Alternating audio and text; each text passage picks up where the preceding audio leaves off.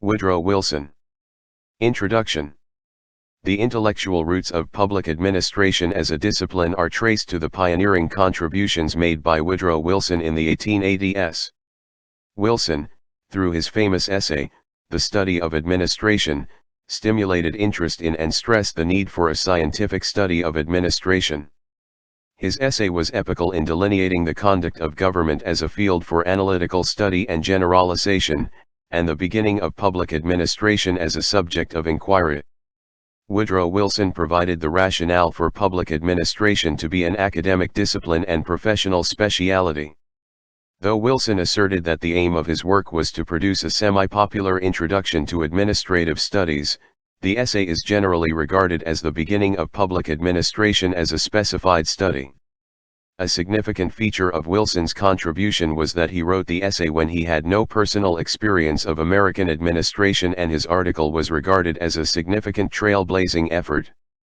Wilson did not follow his early success in this field either with teaching or research, though his later works contained elements of his administrative thought. Life and works.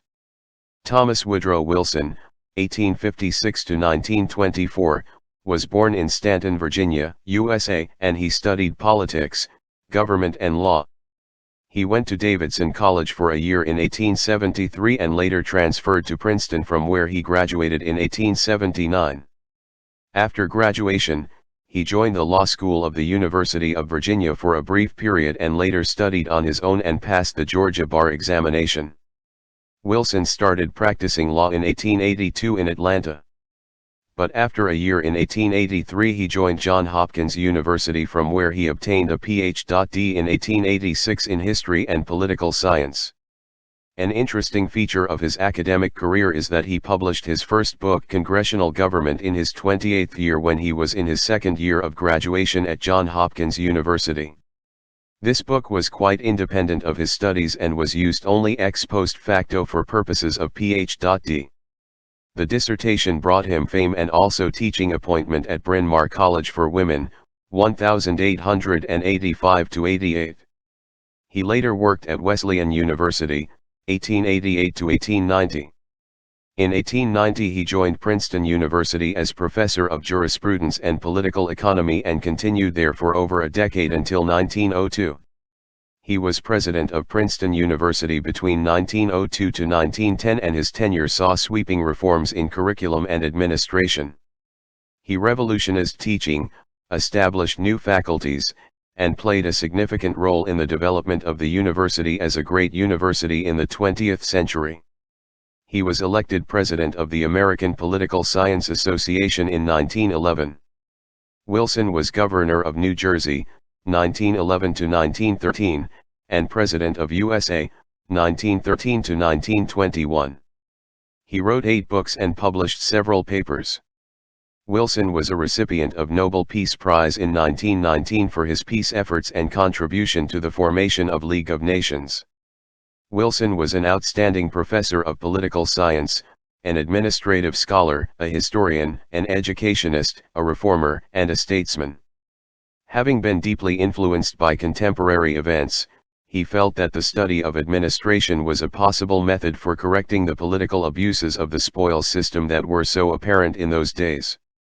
While Edmund Burke was more influential than any other person in shaping Wilson's political philosophy, Walter Bagehot turned his attention to administration and comparative government. It was Professor Richard T. Ely of Johns Hopkins University, however, who influenced and stimulated Wilson's interest in administrative studies. His lectures were most significant to Wilson as they stimulated him to think about assimilation of European administrative systems into American democratic polity. As Ely wrote, "When I talked of the importance of administration, I felt that I struck a spark and kindled a fire in Wilson." The study, 3 drafts. Wilson started serious work on comparative systems of administration soon after he started teaching at Bryn Mawr in 1885. Before his seminal essay was published in the Political Science Quarterly in 1887, Wilson prepared 3 drafts of the same topic. The first was entitled Notes on Administration. It was changed to The Art of Government and finally gave the title The Study of Administration. A look at these three drafts would clearly indicate that there was considerable change in Wilson's ideas from draft to draft. The paper, before it was published, was presented before the Historical and Political Science Association in Ithaca, New York at the invitation of its president, Charles K. Adams of Cornell University and a formal teacher of Wilson. Although Wilson thought so light of it, as hardly to merit publication, it was considered one of the best he ever wrote.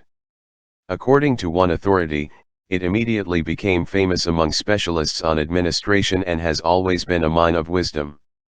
In his article, Wilson outlined the history of the study, how it was a comparatively new development in political science, very cogently presented the necessity and value of the study and indicated the methods of which it ought to be carried on. Administration and Government. Wilson begins his essay by introducing the reader to the general field of administration. The study of administration developed, according to Wilson, as a consequence to the increasing complexities of society, growing functions of state and growth of governments on democratic lines. This ever-growing array of functions raised the question as to how and in what directions these functions should be performed. Wilson suggested that there was a need to reform the government and the reforms should be in the administrative field. To Wilson, the object of administrative study is to discover what government can properly and successfully do and how it can do these things with the utmost possible efficiency and the least possible cost either of money or of energy. Another object is to rescue executive methods from confusion and costliness of empirical experiment and place them upon foundations, laid deep on stable principles. Wilson considered administration as the most obvious part of government and felt that it is government in action, it is the executive, the operative, the most visible side of the government. But this government in action did not provoke the students of politics, and therefore, no one wrote systematically about administration as an important branch of the science of government. Before the 19th century, political scientists were busy writing about the Constitution, nature of state, essence and seat of sovereignty, popular power and king's prerogative and the purpose of government, etc. They were mostly concerned with the problems of democracy and monarchy. The question always was who should make laws and what that law should be, and the question how the law should be administered with equity, speed, and without friction was put aside as practical detail which clerks could look after. Wilson analyzed the reasons for the neglect of the study of administration. Before the 19th century populations were small, and therefore, the functions of government and their administration were very simple. But by the 19th century, complexities of trade and commerce, emergence of giant corporations, problems of personnel management, etc., assumed ominous proportions and the once simple functions of government had, almost in all cases, became more complex, difficult, and multiplying. The very idea of state and the consequent ideal of its duty had undergone phenomenal change. The problem, therefore, was how these functions should be performed by the state. Administrative science. Wilson strongly believed that administration is eminently a science. This is clear when he said that the science of administration is the latest fruit of the study of science of politics. Later in his essay he says that we are having now what we never had before, a science of administration. Wilson was critical that not much scientific method was to be discerned in American administrative practice. As a matter of fact, he felt, there were no clear concepts of what constitutes good administration. This was so because administrative science was first developed in Europe by French and German academics. Consequently, administration developed to meet the requirements of compact states and centralist forms of European government. The reasons for the growth of administration on European soil, according to Wilson, are twofold. First, as governments in European countries were independent of popular assent, there was more government, and second, the desire to keep government a monopoly made the monopolists interested in discovering the least irritating means of governing. If one wants to use the concepts of European administrative science in other countries including America, one has to radically change its aims, thoughts, and principles, Wilson argued. The slow progress in the science of administration in America was attributed to the popular sovereignty. Wilson felt that it was difficult to organize administration in a democracy than in a monarchy. 4. Administration has to be continuously responsive to the multitudinous monarch called public opinion. Wherever public opinion is a governing principle of government, administrative reforms will always be slow because of compromises. Wilson strongly believed that unless a nation stops tinkering with the Constitution, it will be very difficult to concentrate on administration. This is because no constitution can last more than 10 years without changes, and therefore, the governments would always be busy with these changes and alterations, leaving little time to concentrate on details of administration. Therefore, Wilson wants that the debate on the constitutional principles should be set aside as they are of little practical consequence, and one should try to systematically analyze and understand the science of administration. Wilson aptly observed that it is more difficult to run a constitution than to frame one. He was concerned with the implementation aspects and not just the principles enunciated in the Constitution or other documents. After discussing in detail the history of study of administration and the difficulties in its study, Wilson discusses its subject matter and characteristics. To Wilson, public administration is a detailed and systematic execution of public law. Every particular application of a general law is an act of administration. Illustrating the point, he says that the broad plans of governmental action are not administrative, though the detailed execution of such plan is. The distinction is between general plans and administrative means. The study of administration, viewed philosophically, writes Wilson, is closely connected with the study of proper distribution of constitutional authority. Politics and administration. Wilson examines the relationship between administration and politics. His views on the subject, however, do not appear to be very clear because at some places he explains the interdependence and intimate relationship between the two. This is clear when he says that no lines of demarcation, setting apart administrative from non-administrative functions, can be run between this and that department of government without being run uphill and down dale over dizzy heights of distinction and through dense jungles of statutory enactment, hither and thither around ifs and buts, whens and howevers, until they become altogether lost to the common eye.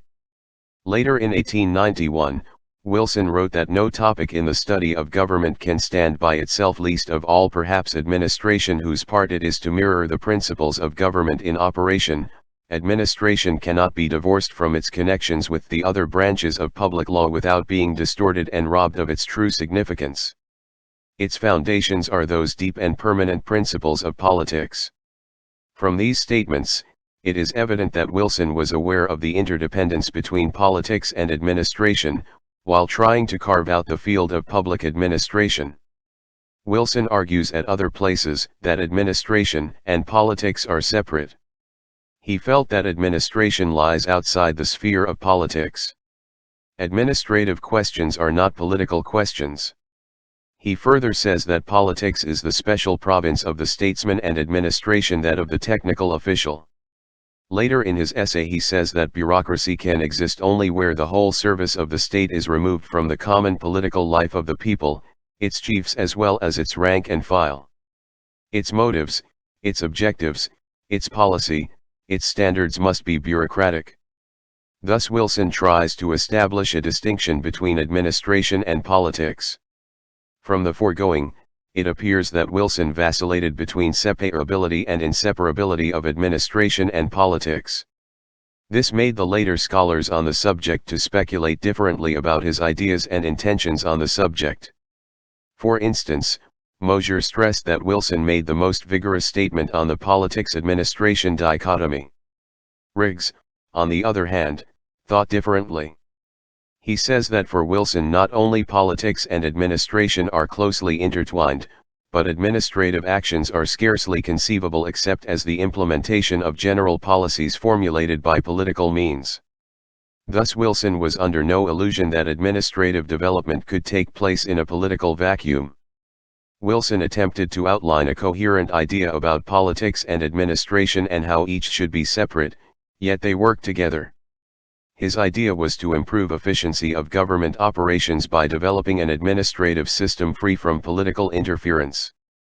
Administration and business. There are also writers who argue that to Wilson the field of administration is a field of business and is removed from the hurry and strife of politics. Administration is business, and like business it does not involve itself in the questions of politics.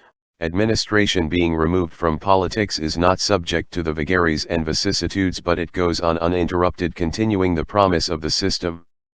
Buechner argues that the basic premise of Wilson's argument was that the affairs of public administration were synonymous with those of private administration. To him, the importance of Wilson's essay lies in his argument that the study of public administration should be akin to the central concerns of business administration, namely the values of economy, efficiency, and effectiveness. Administration and public opinion.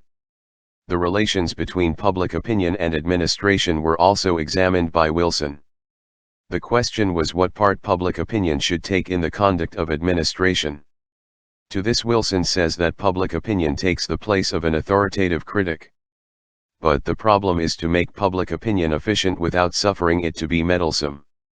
Though public criticism in the details of administration is a clumsy nuisance, as a mechanism of superintending policy it is not only beneficial but also altogether indispensable.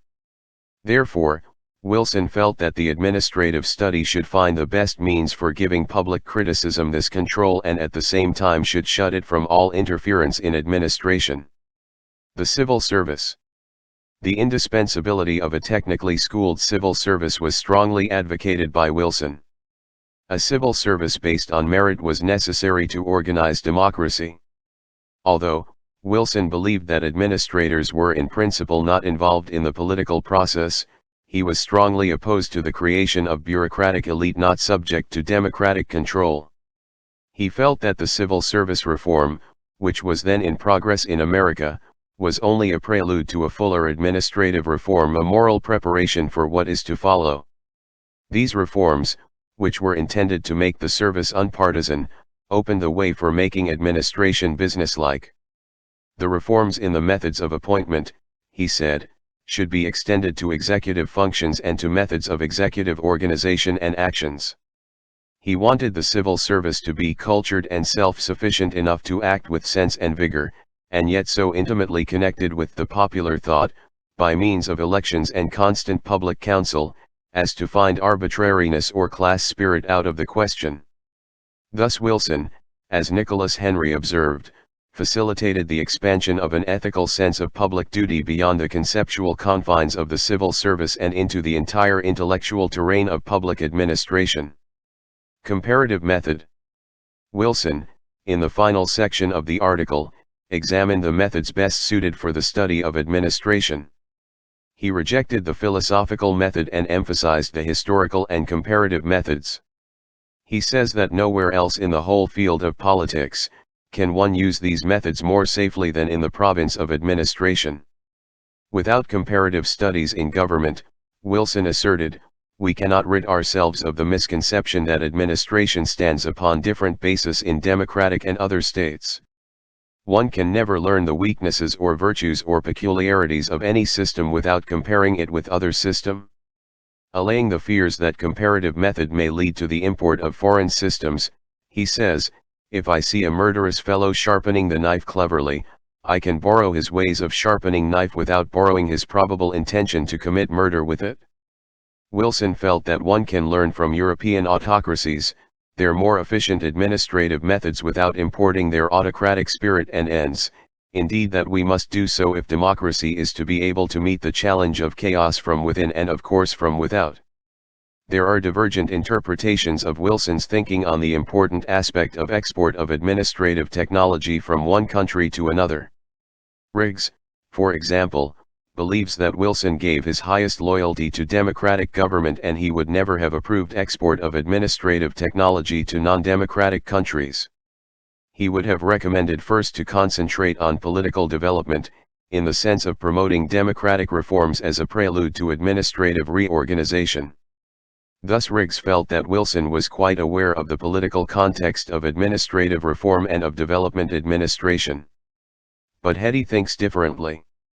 He observes that Wilson's essay seemed to assure that there is no restriction on the availability of administrative technology for export, and his attention is given exclusively to the question of the circumstances under which it should be imported.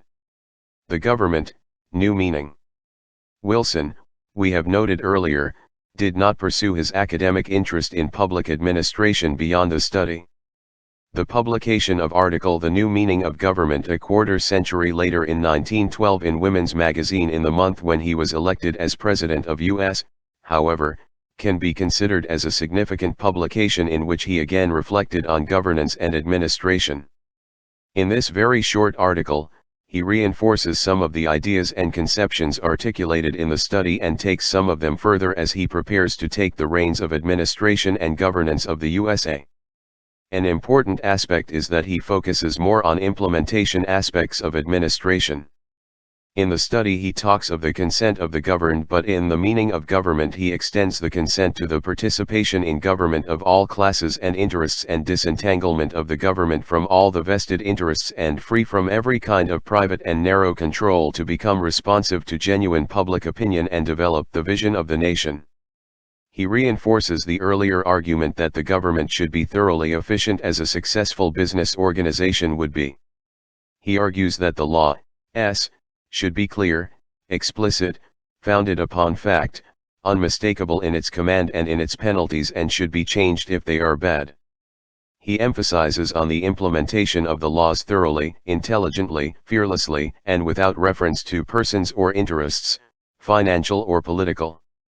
Wilson argues that the government must administer resources as a good trustee and as an instrument of humanity for social betterment, and identifies the priority functions as food security, conservation of natural resources including rivers and forests, maintenance of health and sanitation, development of agriculture, industries, education, women, and cities, and he calls this the new meaning of government. An evaluation. The publication of Woodrow Wilson's famous essay marks the birth of public administration as a self-conscious inquiry. Through his essay, Wilson sought to aid the establishment of public administration as a recognized field of study. Doctrine after doctrine, which public administration has accepted as valid, was first clearly enunciated by Wilson in his essay. The reader, after a study of Wilson's The Study of Administration, however, remains uncertain about its actual substance. Wilson likens administration to business methods, instituting a civil service, fixing responsible to public for action, or a problem of distributing constitutional authority, which is indeed exasperating to any careful reader. Wilson observes that the object of administrative study is to discover what government can properly and successfully do in the very opening paragraph of the essay. But the essay is devoted largely to the argument on the separability of politics and administration, which according to Waldo, is a serious inconsistency. This led the later scholars to interpret Wilson's views in differing ways. The study of administration, as Wilson himself noted, is too general, too broad, and too vague. Wilson was ambivalent on many issues, and he raised more questions than providing answers. He failed to amplify what the study of administration actually entailed, what the proper relationship should be between administrative and political realms, and whether or not administrative study could ever become a science akin to the natural sciences. This makes one to wonder whether Wilson himself was clear as to what public administration really is. Some researchers, however, question the assumption that Wilson was the founder of the academic study of public administration. Van Riper, in particular, ascribes the initial version of American administrative study to the founding fathers of America and relieves Wilson and his essay of any responsibility. These limitations, however, do not undermine the significance of Wilson's contribution. Judged from the standpoint of the development of public administration in the 19th century, his essay can certainly be termed seminal. As Waldo noted, his essay is the most important document in the development of public administration. Louis Brownlow observed that Wilson through his essay laid down as a program of study which I think everyone in the society, every one of us who is interested in either the art or science of public administration, would do well to read again to heed. Through his most distinguished essay, Wilson not only introduced the idea of administration, but also launched public administration as a generic course. In brief, Woodrow Wilson's contribution to the field of public administration may be summarized as: Wilson laid the intellectual roots for the emergence of public administration as a field/subject of inquiry through his essay The Study of Administration in 1887. The Study of Administration traced the history of administration as a new development in political science, presented the value of the study and indicated the methods by means of which it ought to be carried. The study of administration was the result of Wilson's search to find answers to the political abuses of the spoils system and finding ways of assimilation of European administrative systems into American democratic politics. He emphasized the importance of study of administration in the context of increasing complexity in society, increasing the role of state and democratic nature of governments. Wilson considered administration eminently a science and pleaded for the development of clear concepts of good administration. He examined the relationship between politics and administration and considered them as separate activities at one level and interdependent at another. This vagueness led to different interpretations of his views on politics and administration relationships. He focused on the implementation aspects of government and advocated the need for technically competent civil service based on merit. Wilson emphasized the importance of comparative method, particularly learning from others about the ways of doing things without learning their motives and ends, and the study of administration was too general, too broad, and too vague, as Wilson himself put it. It gave scope for different interpretations of Wilson's views and also assessment of his contribution to the study of public administration. Looking in a historical context when the political debate is mainly on who should make laws and what the laws should be, his focus on how laws are to be administered is a seminal contribution.